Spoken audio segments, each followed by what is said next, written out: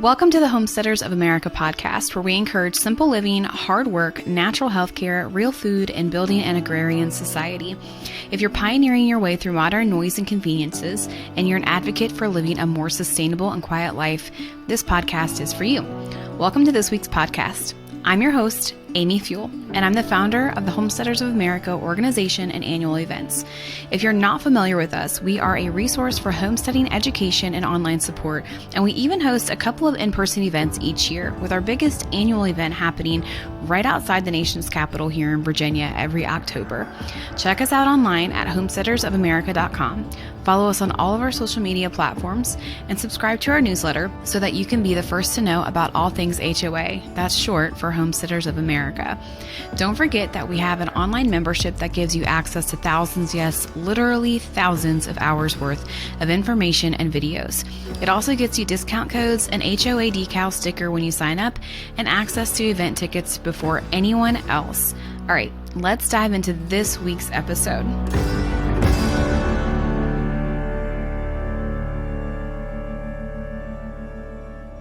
Welcome back to this week's episode of the Homesteaders of America podcast. This week, I am happy to have Emilie Toups with us from Toups and Co Organics. She is the founder of this wonderful company, and it's dedicated to clean and natural skincare and makeup. She began Toups and Co right in her own kitchen. So ladies, you're definitely going to want to listen to this podcast.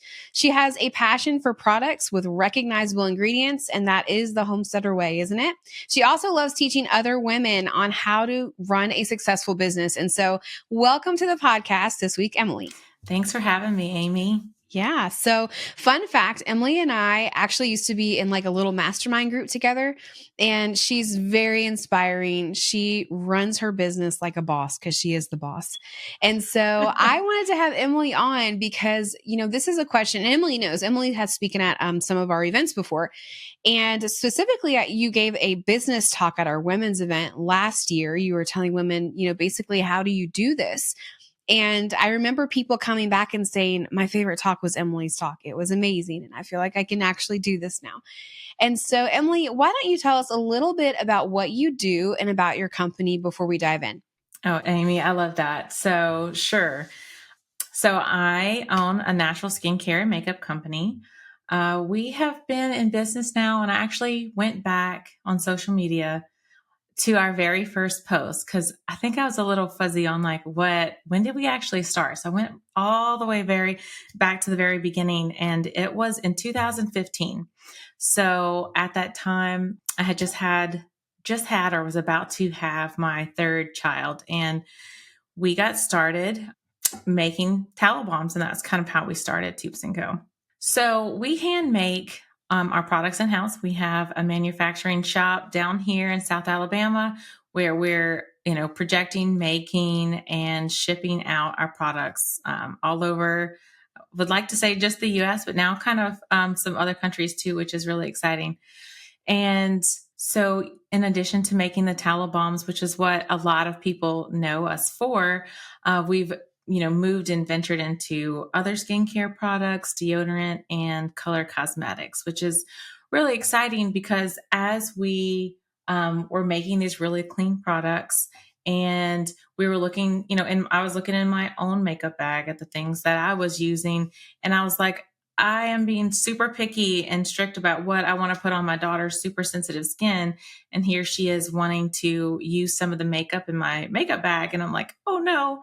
But as you know, and as moms know, we often, make sure that we have the very best for our kids. But when it comes to ourselves, we're like, you're still hanging on to that lip gloss that you bought at Walmart 10 years ago.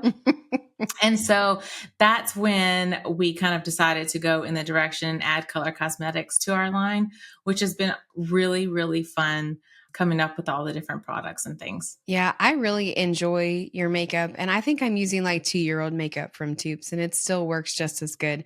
And because I don't wear a lot of makeup, and so my thing was, I wonder if it's going to last as long. And it absolutely has lasted as long as, over the counter type makeup. And so I really enjoy it.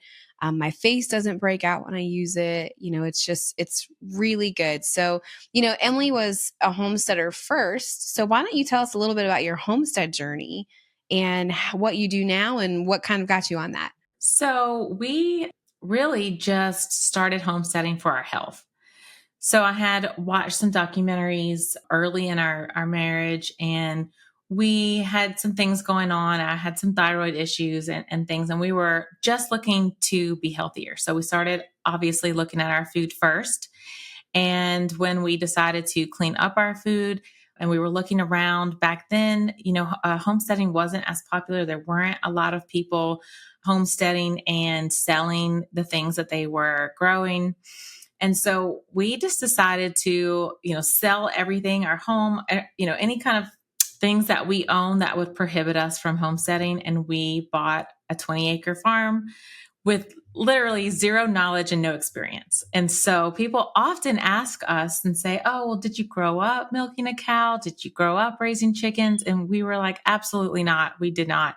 But we learned firsthand for our health and for the health of our family. So we jumped in, we bought this farm.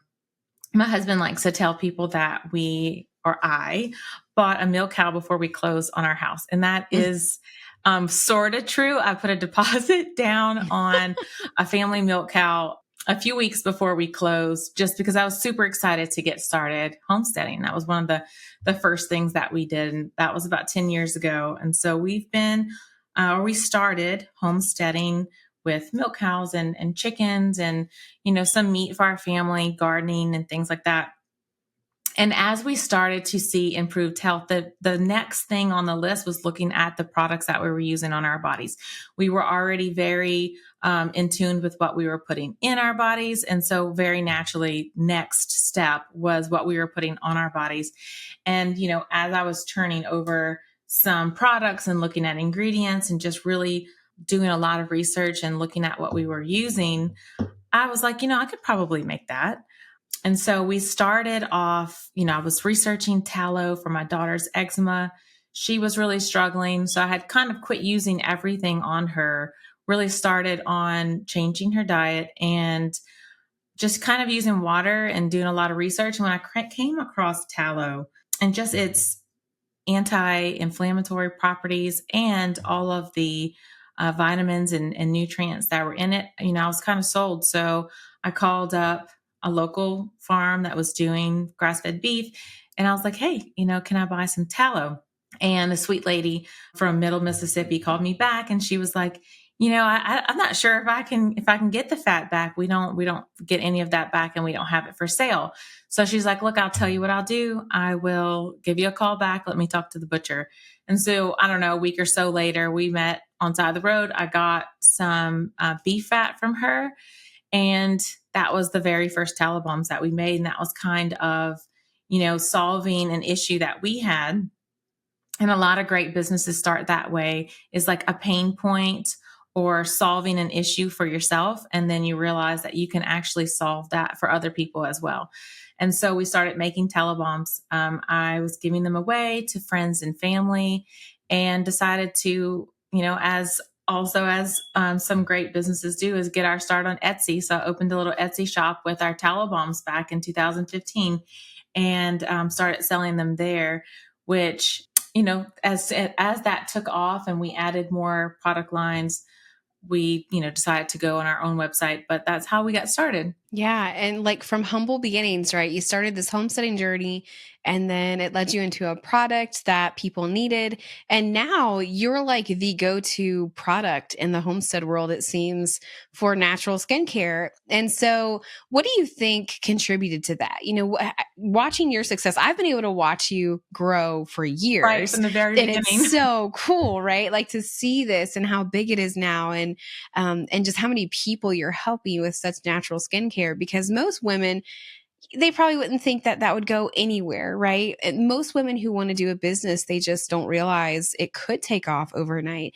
And so I wonder if you might tell us a few tips. What do you think contributed to that success so quickly? For sure, I would say just not giving up, one. And two, especially in the homesteading world, a lot of homesteaders are homesteading for their health.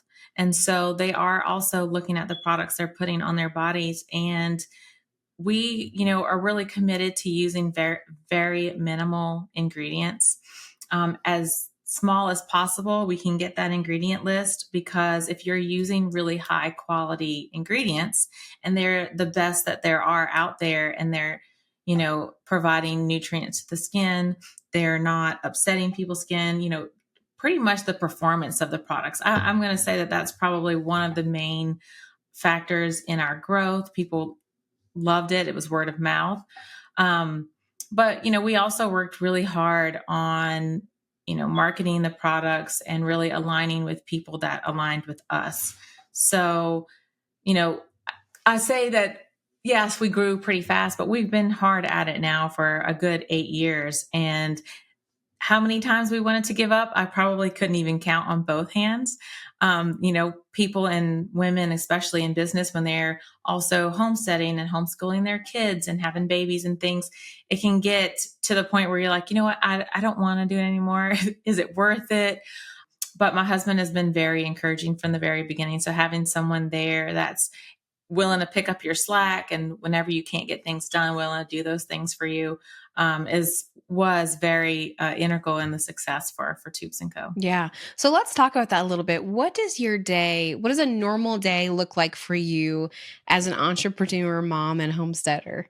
That's a really great question. So I used to wake up before my kids, and now we've kind of changed our rhythm, and I wake up when they wake up. We get up around like 6:30, and obviously the first thing always is milking that cow. So right now, kind of what we have going on is my husband milks and I process the milk. That's our agreement. So I had a baby about 6 months ago. So Vivian is 6 months old.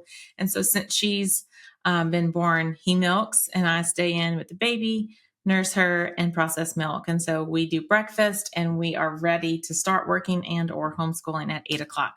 So by 8, I am getting my older ones situated on homeschool. And I'm coming sit at my computer to get my day started, check emails, make sure that everyone has showed up to work and there's nothing crazy going on over there. And then my husband, who works full time for Toups as well, goes into our home shop and gets anything that the girls need for the Toups and Co shop. And he'll make a drive over there, bring what they need, and they get started.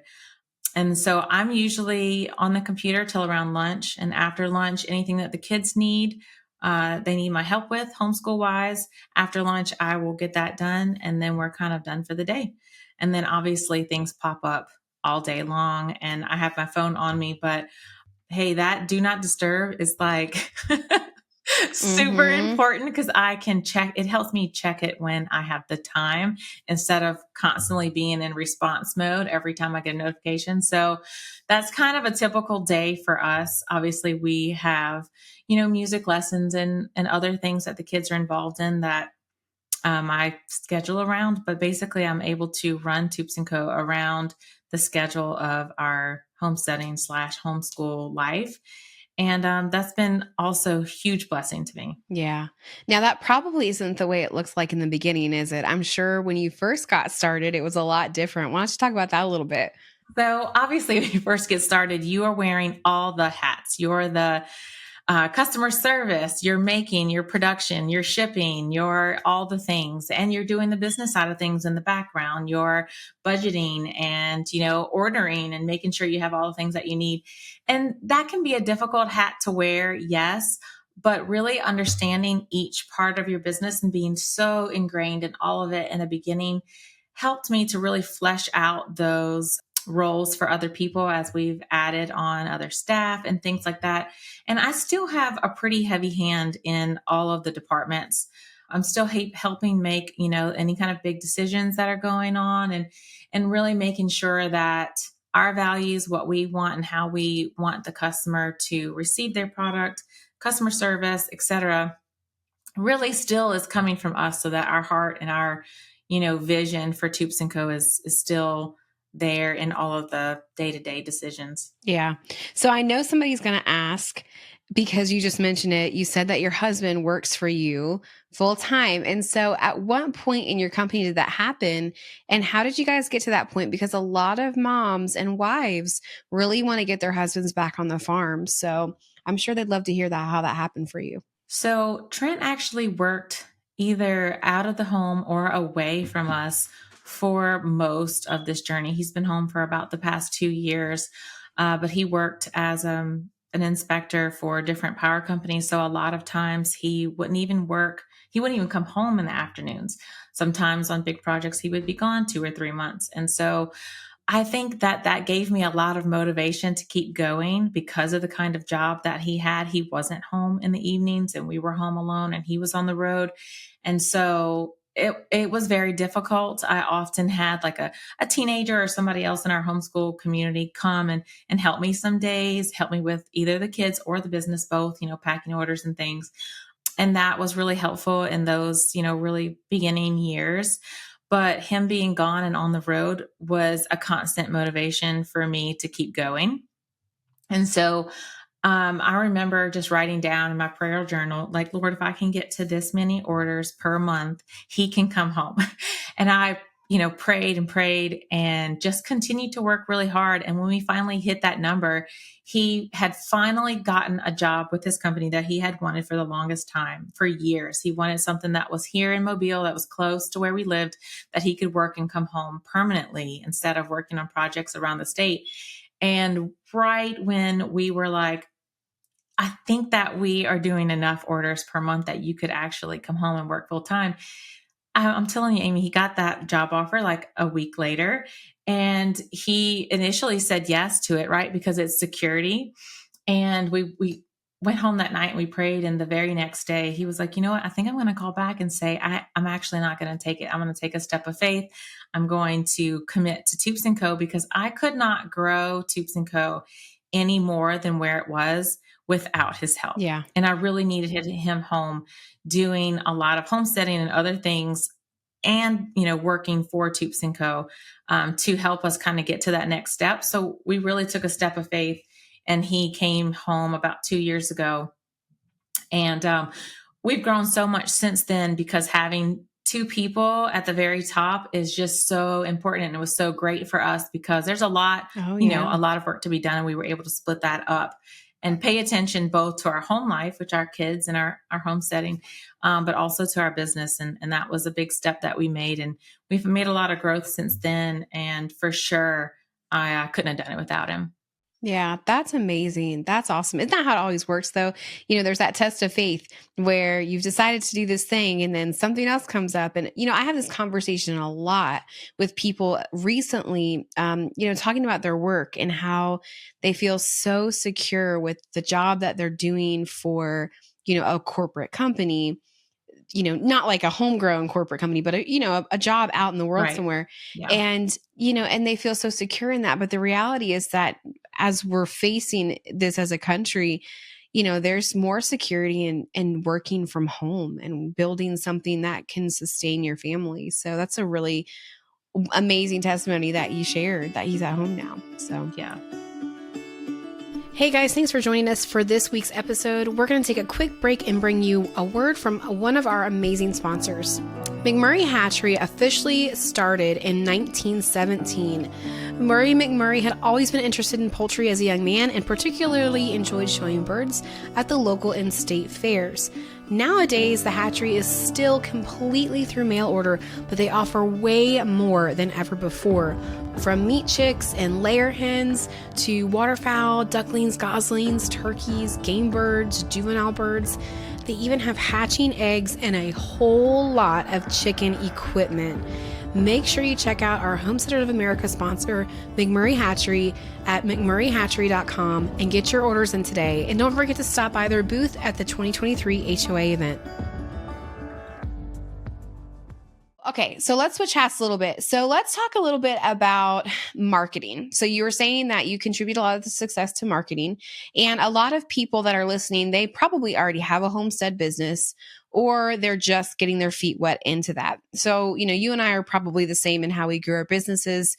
We did it all from the beginning, for the first year or two, and then we started hiring out people. So let's talk a little bit about marketing. Did you hire somebody for that? Did you do it on your own? And then at what point did you start bringing people on to help you work? So I'm a real firm believer in partnering with people who have the same values as you first, and doing that kind of organic marketing, because you can do all the paid marketing in the world, and that can literally just drain, a budget, a company budget. And I still say it today to our marketing team. I was like, if we overspend in marketing, we can lose profitability immediately. It's probably our biggest expense. And with that comes, the ease of quickly losing profitability very, very quickly. So in the beginning stages, we did not do a lot of paid marketing. I reached out with other homesteaders, other businesses that I saw, and anyone that was kind of in that, I guess crunchy granola is an old way of saying it. Right. I don't know what people call it now. Clean, organic, green. But, really in any kind of natural minded businesses that I met through networking. I networked at homestead events like Homesteaders of America. I met a lot of great other businesses, and then people that I became friends with, over the years. And we were able to just kind of market for each other and kind of network together. And so, a huge proponent of aligning yourself with other businesses that have the same common goal as you. And that's basically how we marketed in the beginning. I reached out to some blogs and people. Now, I guess it's Instagram, but other ways where, I can help you and you can help me. And it doesn't cost a lot of money in the beginning.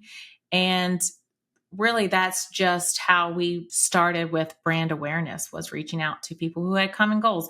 And it worked really well for us. And when you build your business that way, and it's all starting from the ground, really grassroots, when you get to the point where you have the money in your business to pay for marketing, that paid marketing actually works much better because you've already built brand awareness. And I literally was just talking to a family member of mine who is starting a new business right now. And I'm, kind of coaching and helping a little bit with getting this business off the ground.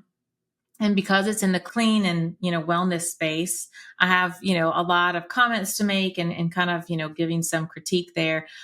But they wanted to start with paid marketing right now. And I'm like, the first thing you need to do is build brand awareness.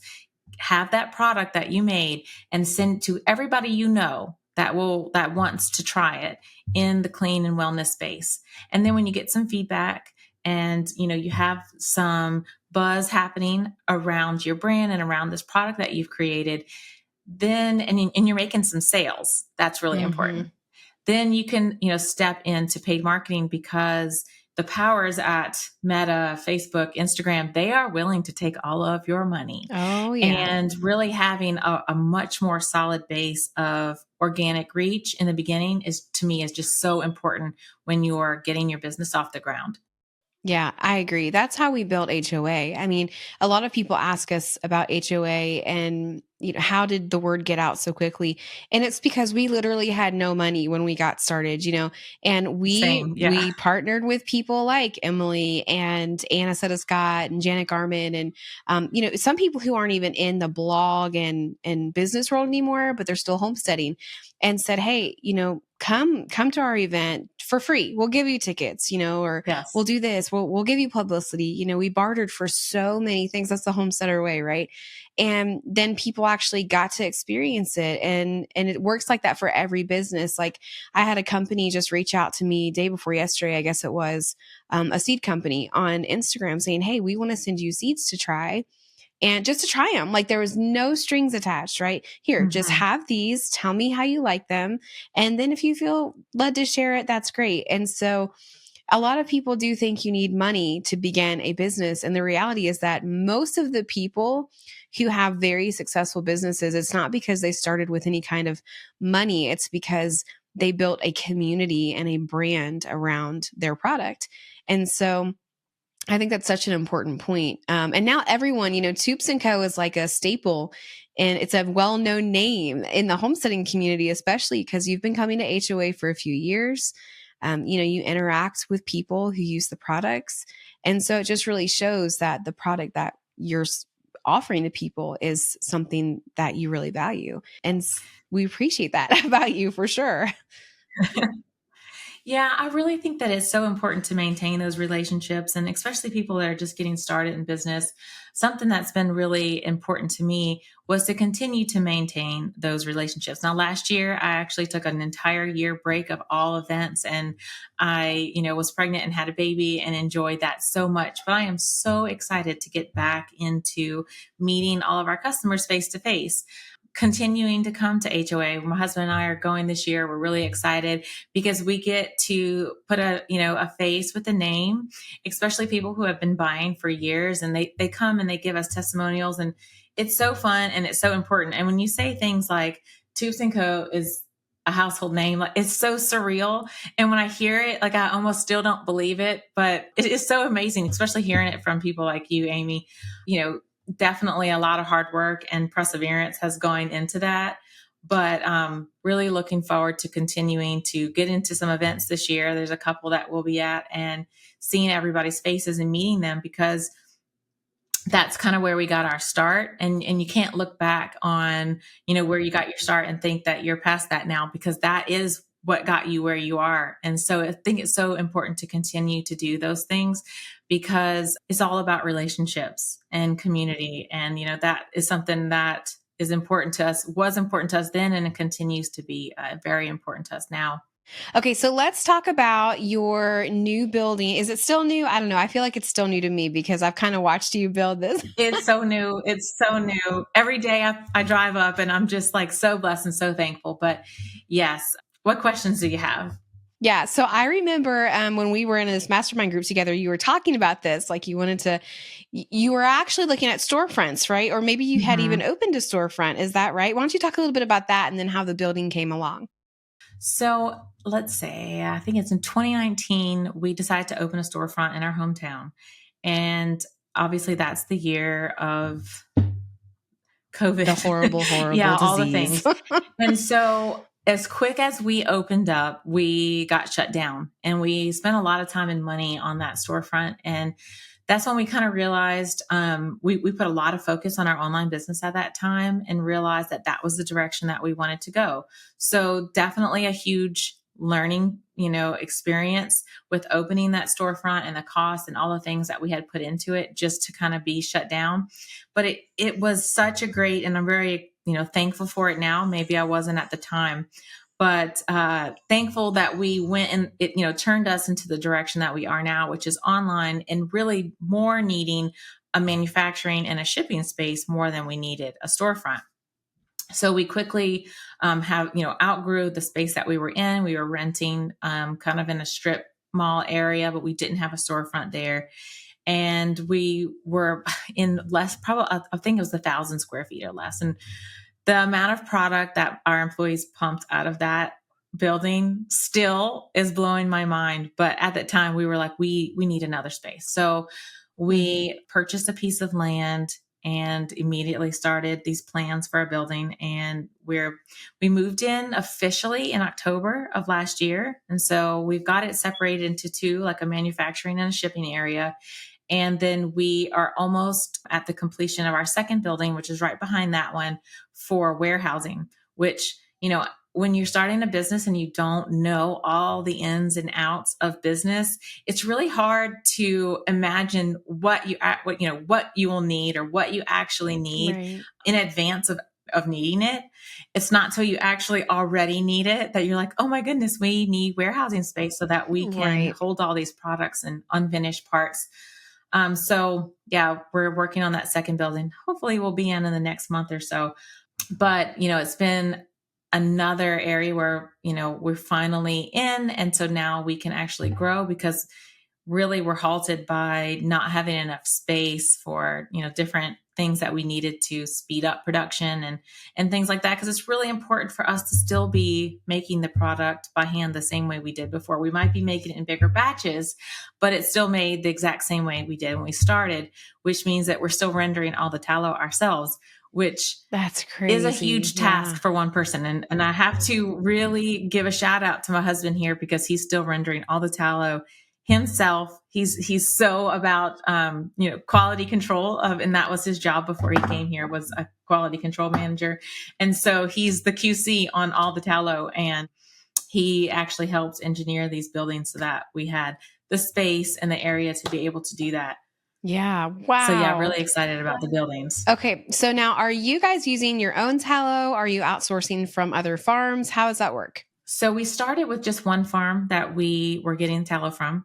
And I think now, and Trent is in charge, he's a tallow man, but I think we're at 5 farms now that we get tallow from.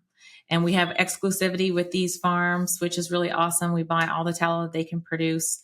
And it helps these local farmers who are, some of them selling online and in person, but that are doing grass-fed beef to continue to do grass-fed beef. And it's another stream of revenue for them. So if you're listening out there and you're a grass-fed beef farmer and you're in the Southeast and you're looking to sell your tallow, send us an email. You might regret that. We're always looking to, yeah. Well, we are. I'm not, because as we grow, our increased need for tallow is a lot. And I think what I've seen in some other tallow companies is you can buy tallow, you can buy it pre-rendered, and you can get it from New Zealand and all these places. And I've even explored samples of a lot of this. And I'm telling you, the quality of the tallow is so poor because it's probably extracted or rendered at such high temperatures, it's deodorized. And really the only way just to keep making those tallow bombs that are Toups tallow bombs is to render it ourselves and to work with local farmers. And because that's how we got our start, we're committed to continuing to do that.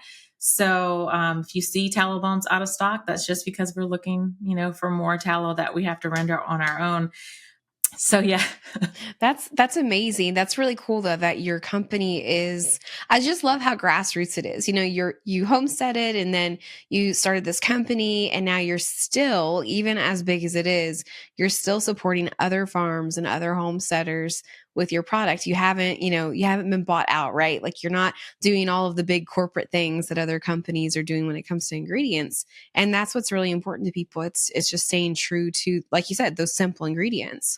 For sure. And we've hired a consultant, to come help us and streamline things. And what they all say is, well, we can get you this supplier, we can do this with this ingredient, or, this ingredient works the same as this. And honestly, that's what makes products just the same as everything else that's out there on the market. And continuing with the suppliers that we had, even when they run into supply chain issues, because you'll see things on our website out of stock sometimes. And almost always it's because we're lacking an ingredient that we're waiting on, for someone to produce for us. But it's worth it. Sign up for a restock notification. It's coming, because, keeping true to really high quality ingredients is super important. And that's why the products work so well.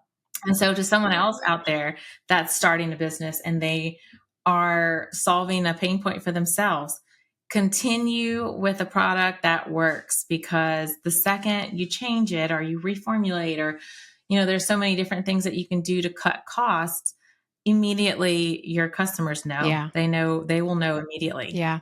And it's really good because, we talk about breaking out of the food system and breaking out of the healthcare system. But, Emilie, you have this thing of breaking out of the store skincare system, right? Like, there is a better way. We don't have to use the lotions and the balms and the makeup, that's $1 a pack or something. It's truly a next step to freedom. You're supporting other farms. You're basically living the American dream on your own farm. You've brought your husband home. You're creating natural products, and you're helping other people, especially homesteaders, break away from that system, right? And so it's just one step closer to being healthy. So, okay, a couple more things and then I'll let you go. So why don't you tell us a little bit about why is it so important for people to use the ingredients that you use in your products? What is the difference? What are some of the testimonies you're seeing? Yeah, that's definitely a great question. So, the ethos behind Toups and Co is better ingredients. And when we're constantly putting all of these conventional products on our skin every day, I think I spoke about this at the last HOA, was that, yes, exposure one time from a certain product or a deodorant, let's use aluminum, for example. When we're putting aluminum on our armpits, we're doing this 365 days a year. And in addition to that one product, that deodorant, we're using shampoo, we're using conditioner, we're using body wash, soap, we're washing our hands and our dishes with soap. There's so many products that we're exposed to And so when we're putting all of the exposure from all of those products and the toxic load that comes with that every single day, 365 days a year, it really adds up. And so especially we're seeing a lot of hormone imbalance and endocrine disruptors and those kind of things in products. Our health is reflected in, as a nation, Amy, you can see that health has been declining, rapidly over the last 20 or so years. And the introduction of all of these new chemicals and, plastics and just synthetics, and they're in everything that we're using. Coming back to the basics and just using really minimal ingredient products, even if you're making them yourself, if you're buying Toups and Co, if it's another company where they're minimal ingredients, it's really just important for me to see people making that change for their health, for their kids, especially. In an article that I read recently, the exposure in the 14 to 18-year-olds on product wise in females specifically was 3 to 5 times higher than the average adult, because these young girls they're wanting to use all these new products. They're being marketed to from every social media avenue there is. They're seeing influencers using these products and they want them. And so they're using so many more products than an average adult, and their toxic exposure is so much more. And they're coming into their fertility years. So for me, especially for my daughter, it's so important for me to educate her on those products and not just give her Toups and Co and say, this is what you can use and that's it or whatever, but really to break down the ingredient list on what she might see her friends using and explain to her why I don't want her to use those products. So I'd rather if she not. Yeah. Gives her the education and, the knowledge to say no when something new comes out. And I haven't haven't had a conversation about it with her. And just that education as she grows, becomes an adult. Because people say, oh, you can shelter your kids while they're in your home, but when they leave, they will, they're going to try all the things that they couldn't have, and really approaching it from not, you can't have it, but this is why you shouldn't attitude, and that education, for our children, for our family members, and just approaching it from education period helps them make, better choices in the future for their health. Yeah. And you made such a valid point. A lot of girls are marketed to on Instagram and Facebook, and it is right at the time they're coming into those years as a young woman, thinking about getting married, having kids as a young adult, 20s, even in your 30s. I mean, I see so many women, even in their 30s, just using horrible ingredients. And so those things make a difference, especially if you're using them every day. I was having a conversation the other day with one of our raw herd share owners, and she was talking about Alzheimer's. And I meant, this is something you and I are in the health industry, right? And so when we hear things like that, we automatically think, oh yeah, deodorant has aluminum in it and it's led to Alzheimer's. Like there's studies about this. And so I mentioned this to her and she goes, what? She's like, wait a second, I didn't know that. And I'm like, oh, these are things that you forget right. that not everyone knows that information. Yeah, you forget. And so, sharing that with people, you're right, educating people as to why these simple ingredients are so important, and just breaking away from, mass produced bad ingredients is really just as important as breaking away from the food system and the health system, because all of it contributes to your body and whether you're healthy or not. And so your body, it can take months for stuff to get out of your system that you're putting on your body every day, on your skin or under your arms or whatever. So we appreciate those products. Yes. And there's really a misconception that if it's on the shelf, then it must be safe. And in the food, just because it's on the shelf does not mean that it's good for our bodies to consume. And the same thing with personal care products. Just because it's on the shelf doesn't mean that it's safe. And, when you really start to just educate yourself on ingredients and be accountable to what you're putting on your body, know better, do better. And I never really, I never look at what someone's using or the information knowledge that they have and judge them for it, because everyone is on their own journey. They're all on their own journey to health, and like you said, like they just don't know. Right. And that's almost 99% of the time. They just don't have the knowledge, or they weren't told, they didn't hear. And so that's why education is super important. And I love what Homesteaders of America does with education, because there's so many different facets of education coming, and so many different awesome speakers that are there. And yeah, it's really just all about education. Yeah. All right. So last thing, and I ask this for all of my people that come on here, and I just love it because sometimes I get a lot of crazy things, and then other times it's so inspirational. So as a mom, as an entrepreneur, as a homesteader, as a skincare advocate, what do you have to say to our community of people? What is something that you're really passionate about that you really just want to say and inspire others in the homesteading community? Well, first, I want to say that living this life and this lifestyle, it can be hard. I think that people get the idea that it just, especially on Instagram, it just looks so easy, and you're out there milking a cow and it's so fun. And, Emily, it's so easy for our family. We have all these skincare products. We don't have to think about it or whatnot. But, really putting in the hard work and just, getting up day after day and going after it. What we do and the lifestyle that we live as homesteaders, as homeschoolers, as entrepreneurs, and every facet of what we do in our life is hard.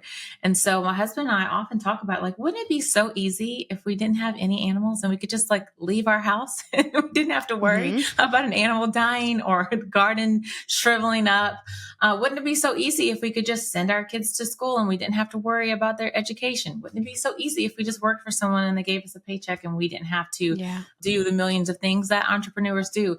And the answer is yes, it would be easier, but is it worth it? And so to us, the hard is worth it.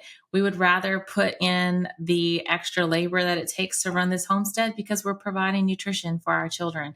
We would rather homeschool them because we are providing their education and we know what they're being educated and what their minds are absorbing. And we would rather be entrepreneurs because, one, we're able to create an amazing place for people to work. Yes, I'm biased. And two, because we're controlling the ingredients that are going in these products, and we're able to offer these amazing products to other people, and it affects other people's lives in a great way. Sometimes we forget that, but when I get, one or two or these reviews that come in and they're talking about their kids' eczema or their own rosacea or just other issues that they're coming with. And they're just like, thank you so much for creating these products. That gives me, the gumption to get up the next day and continuing on and to make better products because it's worth it. Yeah. Absolutely. Hear on that one. We've had that conversation too, right? Like, wouldn't it be easy, but would it be worth it? And I think that's such a great thing to carry us through to the next day, right? All right, guys. Well, thank you for joining us for this week's episode of the HOA podcast. Emily, thank you for joining us. We have really enjoyed having you with us. Yeah. And thank you again for being a sponsor this year. If you guys are coming, check out Emily's vendor spot that she has, and she'll be there to talk to you and have fun. All right. We'll see you again next time. Happy homesteading. Hey, thanks for taking the time to listen to this week's Homesteaders of America episode. We really enjoyed having you here. We welcome questions, and you can find the transcript and all the show notes below or on our Homesteaders of America blog post that we have up for this podcast episode. Don't forget to join us online with a membership or just to read blog posts and find out more information about our events at homesteadersofamerica.com. We also have a YouTube channel, and follow us on all of our social media accounts to find out more about homesteading during this time in American history. All right, have a great day and happy homesteading.